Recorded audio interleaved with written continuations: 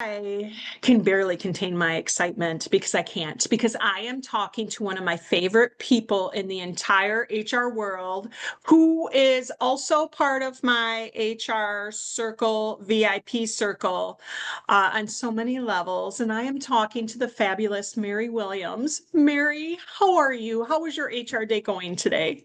I'm so excited to be here talking to you. I love your HR community and all the work you're doing within our greater HR community. And we share this passion for our profession. So I'm excited to be here. Well, we're excited to have you. And for those that have watched episode 1 of HR Convos for Connection, HRUnite Convos for Connection, then that was an episode with Nikki Ramirez. You would have heard about Mary because Mary was Nikki's shout out.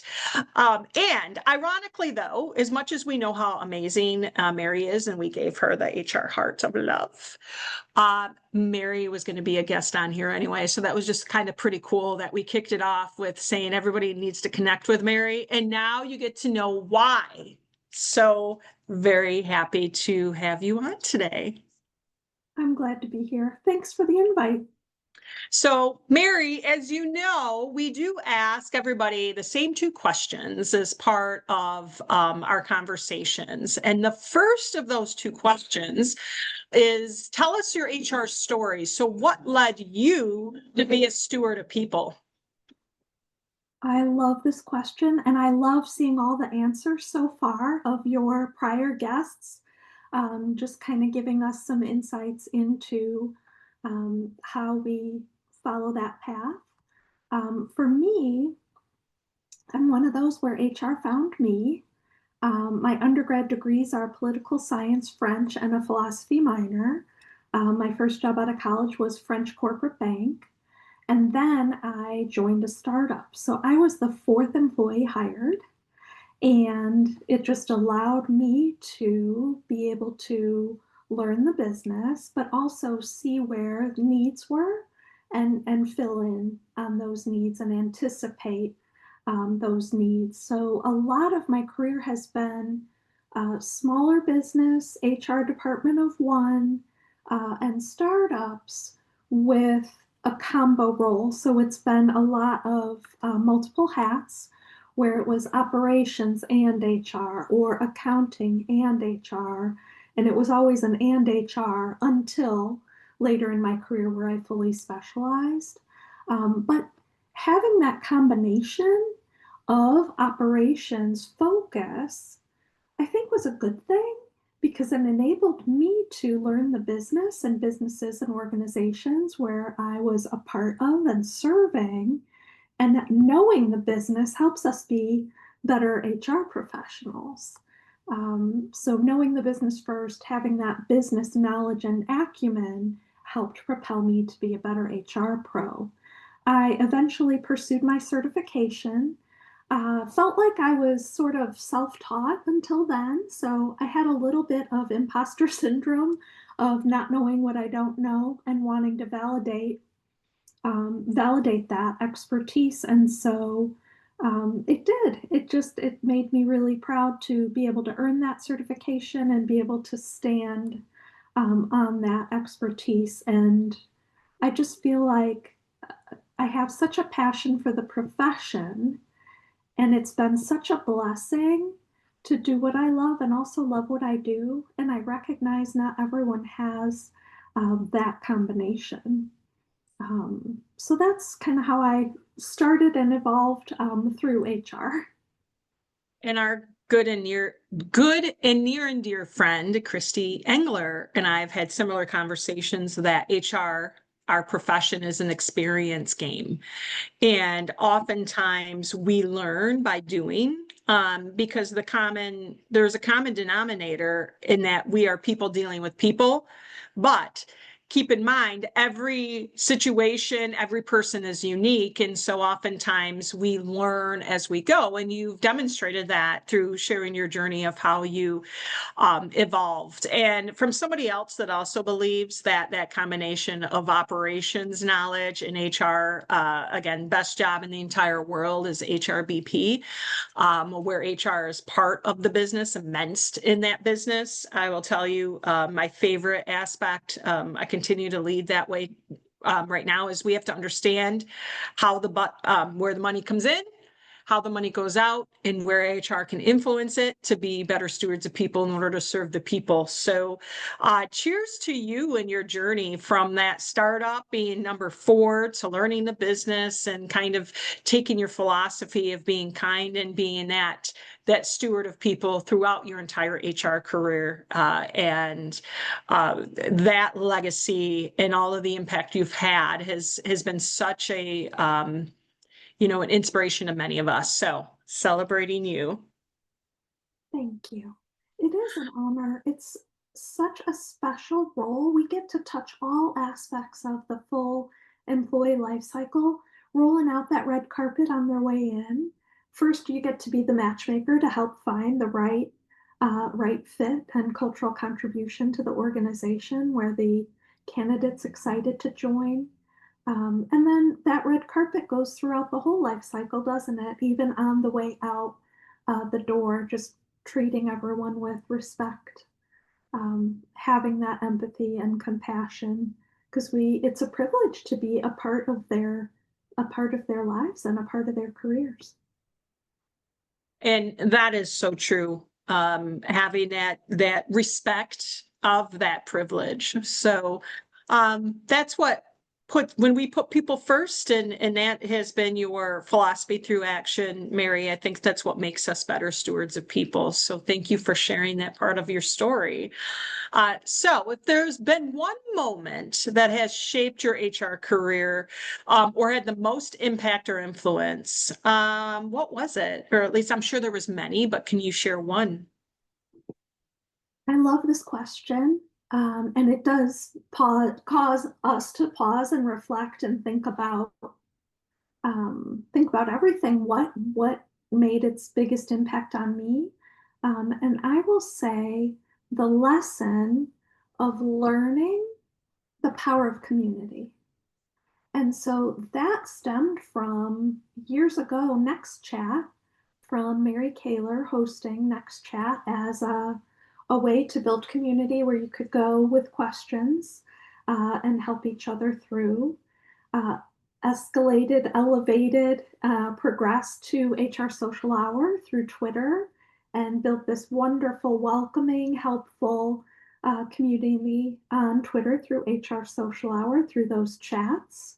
There was a previous shout out from Christy Engler to John Thurmond, founder of HR Social Hour. But that created for me a way to be able to give back, connect, and network is the HR Social Hour motto. To be able to, it's not what you get, it's what you give. So I'm at that position in my career where I'm able to serve as a mentor.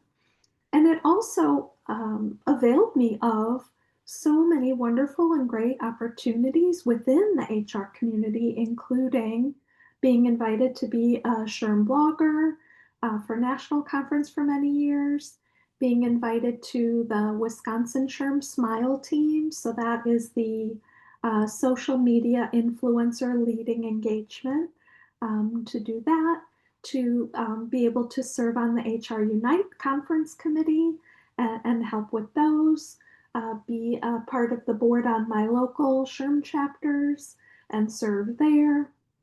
I think those are the opportunities that shaped and made the most impact for me in evolving and growing in my HR career, in that I could also serve and give back. And I think that's so important. And I applaud you for being of service, for going back to give. not necessarily what you're going to receive from that act of service as a whole. Oftentimes in HR, we get wrapped up with what's going on in our four walls that we forget about the people outside it. And you have always been, at least for me, in the HR community. And again, so many of us were connected either through, Steve Brown and his reign of, I'm going to say, his ability to bring people together through different aspects. John and Wendy at HR Social Hour, because we are in different states. And so having somebody that you can go to, HR Helping HR, like that HR Phone a Friend, for that support. And, sometimes just to remind us that the work we do is important, has been such an impactful aspect of not just me, but I know many people feel that way, that have had the fortune to be able to interact with you in any of those opportunities that you just shared with us. I served with you on the Smile team one year for a Wisconsin SHRM conference, and that was so amazing. And I will say that you give so much to this community, that we are so blessed and so fortunate to have it, that it seems so fitting that we shine the spotlight on you. So thank you for all you do, because you do bring people together in ways that not just on SHRM, national SHRM influencer team and being a blogger, because you share the perspective of you as an HR person in most companies. I'm going to say most HR professionals in our country are between, 70% of us are small to medium sized companies. We're not all working at the Googles, 2,000, 3,000, 4,000. We're 500 or under, and most of us are 100 and under. So having somebody that can understand that's one of us. But you are also probably one of the kindest, sweetest, and just, amazing humans that I could ever say that I know. So thank you for that. Thank you. I think it's our calling, isn't it? It's like the greatest profession ever. And we're just so grateful. I think for point of emphasis, that power of community is so strong. And I will say I have benefited from both sides. From that phone a friend of, oh my goodness, I've never encountered this before. Am I doing it right? And then on the other side of serving more as a mentor, where people can come to us to say, oh my goodness, I've never done this before. Please reassure me or offer guidance. And just think about all the pep talks that we can offer to one another. Being in the trenches together, I think, is beneficial to have those insights. Well, we need more people like you in this profession. And I know there's many more people like you out in this profession. So, Mary, is there somebody, and because you are an our girl, shout out, is there somebody you would like to give a shout out to, that this is a person that we all need to connect and know in our HR community? Oh, I love this question. There are so many. For anyone that's newly tuning in to this series, one, I would say go back and watch the other episodes, because those are people that you would benefit from adding to your network. I know I'm allowed to do one, so I will be a rule follower and pick one. And this person is someone I've known for many years, that always is giving back, that is very much a servant leader, volunteer extraordinaire, and very passionate about the HR profession. He's become like a brother to me, and that's Jeff Pelkowski. And Jeff and I met online through NextChat, and then just grew our relationship from there. Together, we co-created State Line Crew. He's from Wisconsin, I'm from Illinois, and so we would gather HR professionals from Illinois and Wisconsin and alternate every other meetup, and switch states, and gather and just talk shop and build our network from there. And so he's somebody I would shout out for others to connect with and know so they can learn from his model of servant leadership and how to give back and why it can be so gratifying to volunteer. And he is fully on like of service. Isn't he current director Yes, of Wisconsin SHRM, I do believe so. and or SHRM Wisconsin. I'm not sure if they did their name change, but they were the state council in Wisconsin. He also is notorious for his bling bling bling, SHRM HR blinged shoes, jerseys, shirts. Like he wears HR on his sleeve legit. But he is also just a kind person. And I do know Jeff, and he gets at my HR heart. Like he is just an amazing person. So rightfully deserving. If you've been to a SHRM conference or multiple state conferences, or even on the HR conference cruise, you probably have met Jeff. If not, you've seen him because he is blinged out like HR flair. Like if you ever seen Office Space and Jennifer Anderson, do you have, and how much flair do you have? Oh no, he took that assignment and he brought it. He brought it. So Jeff, we salute you, and we salute your passion for our HR profession, and we're celebrating that uniquely you.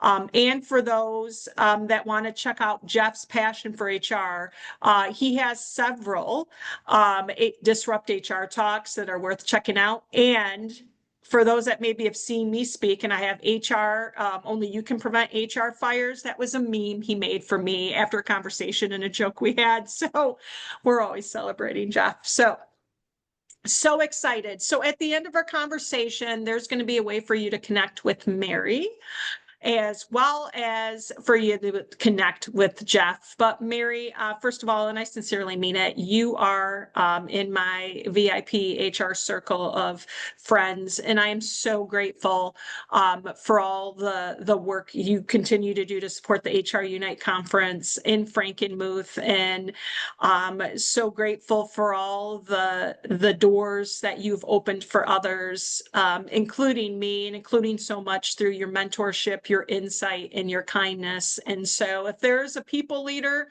that needs to be up in the definition of how do you put people first and be a leader of people and a steward of people, there's probably a picture of Mary, and a couple other people we know that are there in the dictionary or on Google.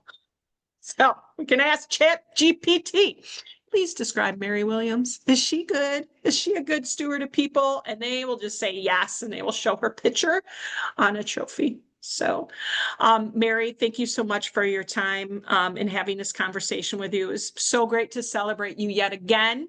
And we look forward to having many more conversations to spotlight the stories of people in our HR community. So thank you for being on Convos for Connections. Thank you for the invite. Always a pleasure.